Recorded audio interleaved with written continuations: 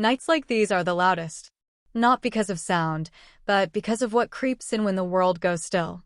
The house was wrapped in quiet, the kind that doesn't comfort you. It suffocates you. I could hear the low hum of the refrigerator down the hall, the tick of the hallway clock, and even the distant murmur of traffic slipping by in the night. But none of it meant anything. The silence that mattered wasn't around me. It was in me. The air smelled like a mixture of fabric softener and the last burning inch of a lavender candle. I lit it out of habit more than anything, like maybe scent could cover up what I was feeling.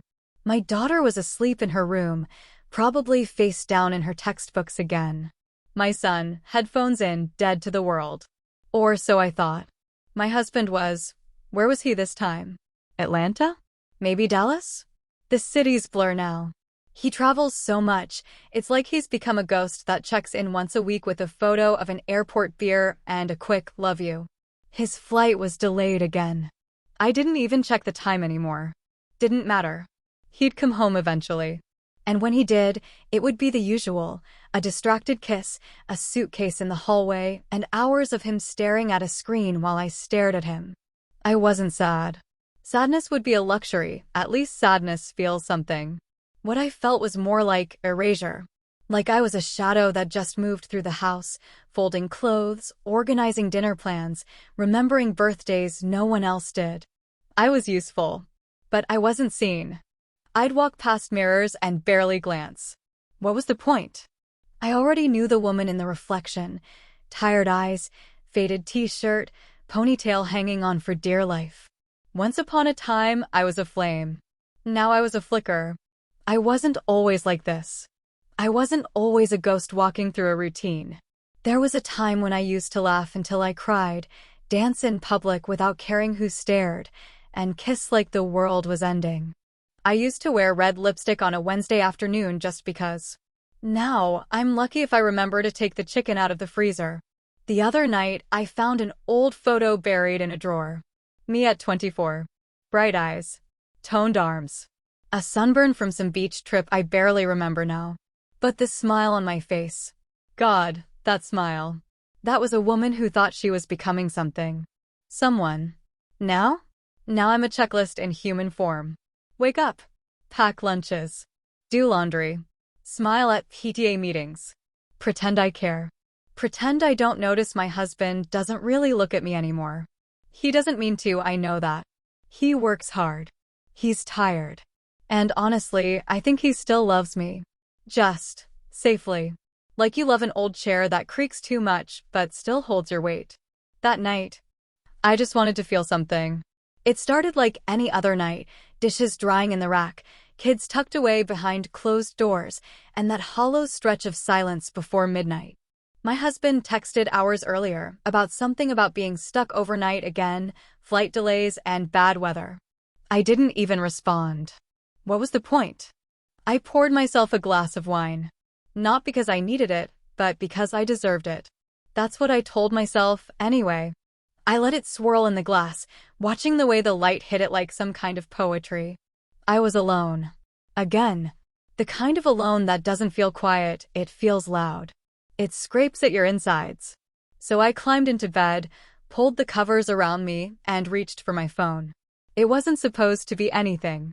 Just something to pass the time. A distraction. I tapped open the site I usually avoid. I scrolled past the vanilla stuff. I wanted rougher, louder. Something that didn't pretend to be gentle. It wasn't about lust. It was about power, about control, about remembering that I still had a pulse. I didn't close the door. Maybe I forgot. Maybe I didn't care. The house was quiet. The kids were asleep, I thought. And I didn't want to feel like I was hiding anymore. Hiding who I was. What I needed. I pulled the sheets down. No hesitation. Just need. The kind of raw, aching need that swells after years of pretending you don't have any. My fingers were trembling. I didn't even notice when the volume spiked. The sounds from the screen filled the room, raw and vulgar, and I let them. They made me feel real. I reached for my drawer, the one I kept locked when the kids were younger, but now, no one bothers. I grabbed what I needed. And I let go. For the first time in what felt like years, I didn't care how I looked. I didn't care who wasn't there. I wasn't thinking about laundry or soccer schedules or bills. Just rhythm, breath, pressure. And then I heard it. Mom. Everything stopped.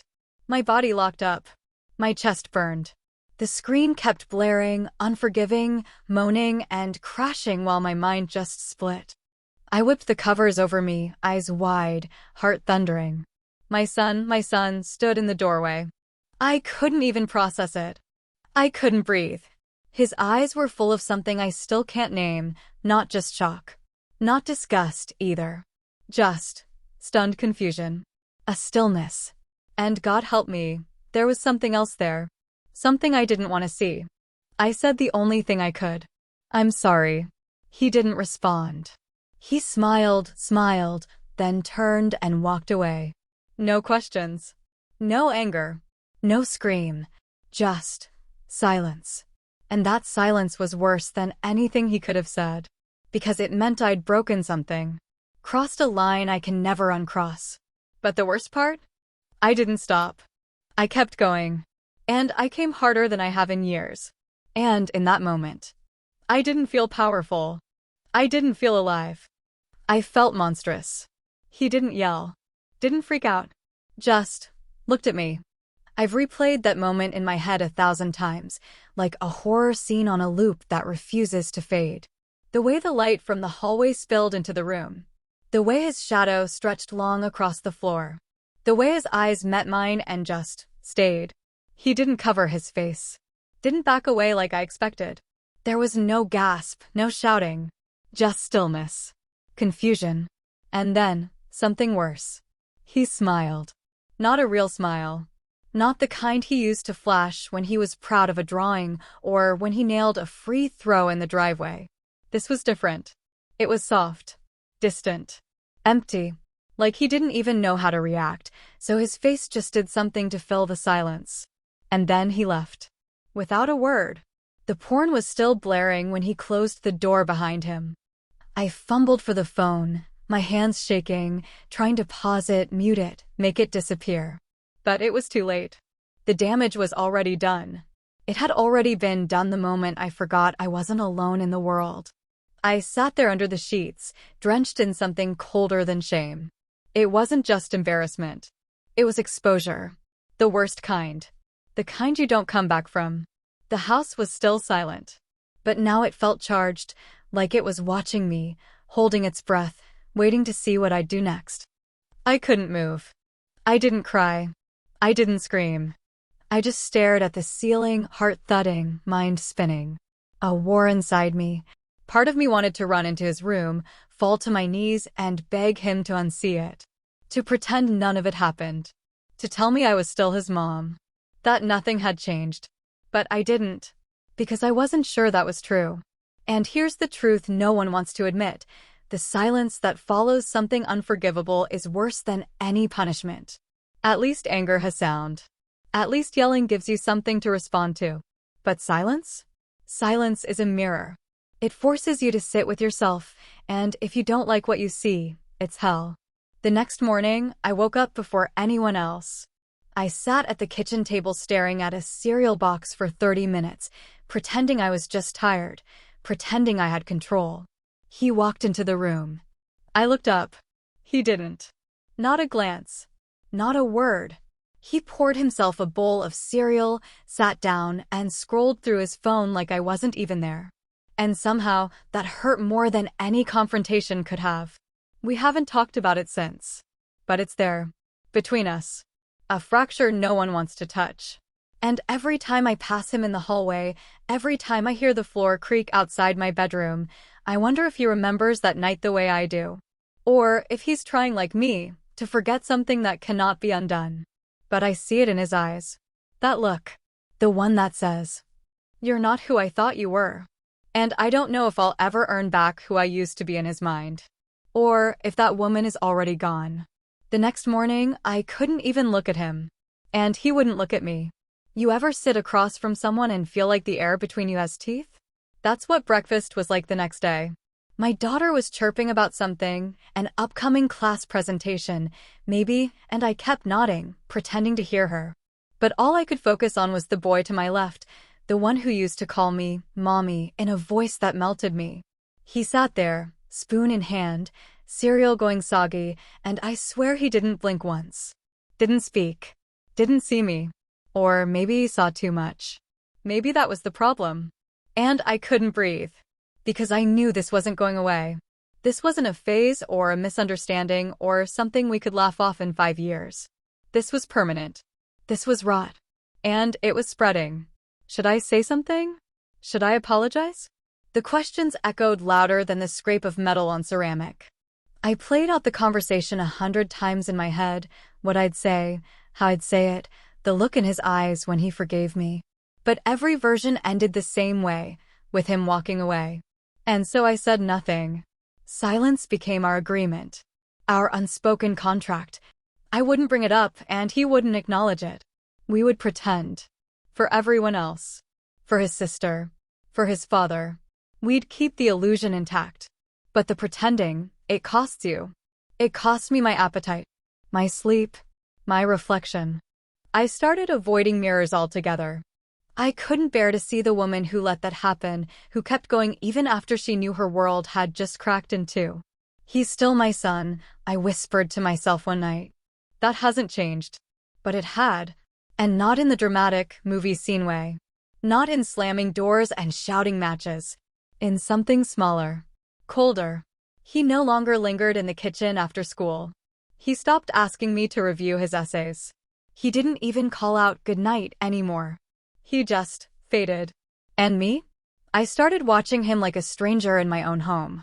Noticing things I never paid attention to before, how tall he'd gotten, how his voice deepened, how he never smiled with his eyes anymore. One night, I stood outside his door, hand raised to knock. I wanted to say something, anything, to make it right. But the moment my knuckles touched wood, I froze. Because what if I made it worse? What if I forced him to relive it? So I stood there, swallowing shame like broken glass, until my arm got tired and I walked away. I've never felt so close to someone and so far away at the same time. We live in the same house, eat at the same table, breathe the same air. But the distance between us, it's cosmic. And no one else knows. Not his sister. Not my husband. No one suspects a thing. Because mothers aren't supposed to be this broken. And sons aren't supposed to see their mothers like that. I couldn't take it anymore. So I stood outside his door, just listening. It was almost midnight. The house was dark except for the low flicker of the hallway night light, the one we installed when he was 6 and afraid of shadows. I stood there, barefoot, holding my breath like a thief in my own home. I could hear music through his door, low, rhythmic, maybe something he used to play while doing homework. I didn't recognize the song this time. Maybe that was symbolic. Maybe I didn't know him anymore. Or maybe he didn't want me to. I wasn't sure what I was hoping for. That he'd come out? That I'd suddenly have the right words? But standing there, I realized something brutal. I wasn't a mother at that moment. I was an intruder. An unwanted presence. And it broke something in me. I raised my hand to knock. Paused. What do you even say after something like that? Sorry, I shattered your image of me. Sorry, I forgot you were real and that I wasn't alone in my body, my mind, or this house. Sorry that for 5 minutes, I traded my identity as your mother for something I didn't even recognize. I knocked anyway. Once. And the door opened almost immediately. He was standing there, hoodie on, face blank, eyes tired. He didn't look surprised to see me. Just resigned. Like he knew this moment would come eventually and had already decided how much of himself he'd give me. Can we talk? I asked, my voice thinner than I wanted it to be. He nodded and stepped aside. I walked in slowly, every nerve in my body screaming. I sat on the edge of his bed like I used to when he was little and couldn't fall asleep. Back then, I'd tell him stories or rub his back until his breathing evened out. Now I didn't even know how to sit near him. The silence between us wasn't hostile. It was just full. Waited. I looked at him, His jawline was sharper now. His eyes were darker. He wasn't my little boy anymore. And I wasn't just his mom. I was the woman who had broken something sacred. I didn't mean for you to see that, I said finally, barely above a whisper. I know, he said, voice steady but closed off. I nodded. My throat tightened. I'm not okay. And I think I've been pretending to be for a long time. He looked at me. Just a flicker. Something shifted. You need help, Mom. Not cruel. Not pitying. Just honest. And it landed like a stone in my chest. Yeah, I said. I think I do. And for a moment, just a brief, flickering second, something passed between us. Not forgiveness. Not yet. But maybe the beginning of recognition. Of rebuilding. Of something new. There was no hug. No tears. Just a quiet understanding. I stood up, walked to the door, and turned back to look at him. I'm sorry, I said again, softer this time. Not for what he saw, but for who I had become. He didn't say anything. But he didn't look away either. And that, somehow, was enough to let me breathe again. We never told anyone. Not his sister. Not my husband. It became our shared silence. Some days I wonder what it would look like if our house had surveillance cameras, the kind you see in reality shows or crime documentaries. Would anyone be able to tell that something had changed? Would they catch the stiffness in our shoulders? The way we avoided crossing paths in the hallway? Would they notice how the rhythm of our family life had shifted? Or would they just see a mother serving dinner, a son scrolling through his phone, a father distracted by work emails, and a daughter complaining about student loans? It amazes me how easy it is to live among people and still feel completely alone. After that night in his room, we never spoke about it again. There was no follow-up, no check-in, no closure. We both retreated into ourselves, carrying pieces of a night we'd rather erase, but knew we couldn't. I started seeing a therapist. Quietly. No one in the house knows. I schedule sessions during grocery runs, sit in my car with my hands clenched in my lap while I talk about my loneliness, my shame, my mistakes. About how I'm terrified that I broke something in my son I can't repair. That maybe I handed him a version of adulthood he wasn't supposed to see. A version of me that I should have buried deeper. What kind of mother lets herself be seen like that? That's the question that comes up over and over in therapy. And the worst part is, I still don't have an answer. Because I wasn't trying to be seen. I was trying to feel. There are moments when I catch him looking at me. Just for a second. His eyes land on mine and there's this flicker, not anger, not even sadness. Just something else. Something heavier. Like he's trying to figure out if he still knows me. If I'm still the safe place I used to be. And I don't know what to do with that. I deleted all the apps. The videos. I threw away the drawer. Not because I was afraid he'd find them, but because I couldn't look at them without feeling like I'd sold a part of myself I'll never get back. But cleansing your browser history doesn't cleanse your soul. It doesn't unwrite what's been witnessed. My husband still kisses me goodnight. Still assumes everything's fine. I wonder if he notices the way I flinch sometimes when he touches me. Not because I don't want him to, but because I feel like I don't deserve his kindness. My daughter still jokes that I'm too quiet lately. I laugh. I brush it off. I say I'm tired. That's the catch-all, isn't it? Tired. Tired means I can't explain without unraveling. Sometimes I dream that my son confronts me. He screams, cries, and says what I've been dreading. You're not the mom I thought you were. But he doesn't. He just keeps living. And I keep watching from across the room, wondering if the silence between us will ever be filled. Or if this is all that's left. This isn't a story about lust. It's a story about absence, of touch, of connection, of purpose. There's a strange kind of stillness that settles in after a storm. Not peace. Not clarity. Just quiet. The kind that doesn't soothe, but lingers like humidity, heavy and unmoving. That's what life feels like now. I still wake up at 6:30 a.m. The coffee still brews. The laundry still piles up.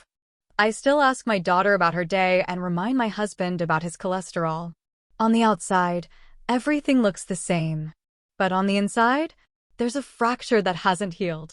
A truth that buzzes beneath every smile. Sometimes I stand in the shower with the water as hot as I can take it, just to feel something. Steam curling around my skin like a second layer of shame. I imagine it washing away everything that night, his face, my silence, but I know better. You can't scrub off guilt. I think the hardest part about living with something like this is that life keeps moving. No one pauses to let you fall apart. No one hands you a manual titled, "What to do when you emotionally damage your son." You just keep going. Keep pretending. Keep functioning. And slowly, the guilt doesn't go away, but it learns how to sit quietly beside you. I don't look for signs of forgiveness anymore. I've stopped checking his face for clues. I know now that forgiveness is a gift, not a guarantee. And I may never earn it. What I can do is own the damage. Stay present. Try not to flinch when the memory sneaks up behind me. I still see my therapist. She tells me I'm making progress, that progress isn't a straight line, and that healing sometimes looks like limping. She says I'm not the first mother who lost herself in the dark.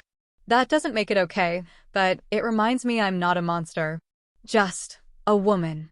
A flawed one. You can judge me, I'd say, if I were telling this to anyone out loud. Maybe you should. But if you've ever felt invisible, like the world moved on and left you behind in a pile of old routines and forgotten dreams, then maybe you understand. Maybe you know that silence can turn into hunger. And that hunger, if ignored long enough, becomes reckless. The truth is, I still love my children. Fiercely. Desperately. But I realize now that love alone isn't enough to keep you from breaking things. It has to be paired with awareness. With care. With courage. And I lost those for a while. I lost my way. But I'm trying to find it again. One quiet, honest breath at a time. The sun still rises. The house still hums. And me? I'm learning how to live inside this version of myself, not because I'm proud of her, but because she's all I've got left. And maybe, just maybe, that's where redemption begins. Thanks for watching, but please don't forget to like, share, and subscribe. More stories are coming.